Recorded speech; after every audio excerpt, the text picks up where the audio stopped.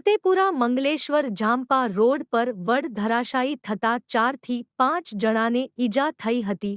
Fire brigade પહોંચે તે પહેલા સ્થાનિક યુવકોએ તમામને બહાર કાઢ્યા હતા.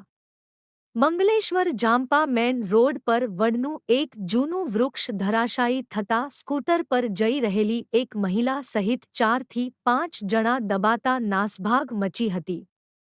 બનાવની જાણ ફાયર બ્રિગેડને કરવામાં આવી હતી, પરંતુ તેઓ આવે તે પહેલા સ્થાનિક યુવકો કામે લાગ્યા હતા અને દબાયેલા લોકોને બહાર કાઢ્યા હતા.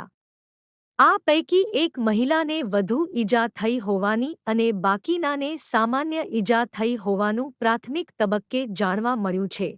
બનાવને પગલે બંને બાજુએ ટ્રાફિક જામ થઈ ગયો હતો, જેને કારણે એમ્બ્યુલન્સને આવતા પણ મુશ્કેલી પડી હતી. સ્થાનિક રહીશોએ કોર્પોરેશનની બેદરકારીને કારણે બનાવ બન્યો હોવાનો આક્ષેપ કરતા કહ્યું હતું કે વડ ગમે ત્યારે તૂટી પડે તેમ લાગતા અમે કમાટીબાગમાં ગાર્ડન શાખામાં જઈ રજૂઆત કરી હતી, પરંતુ તેમણે ઝાડ કાપવામાં વિલંબ કરતા બનાવ બન્યો હતો.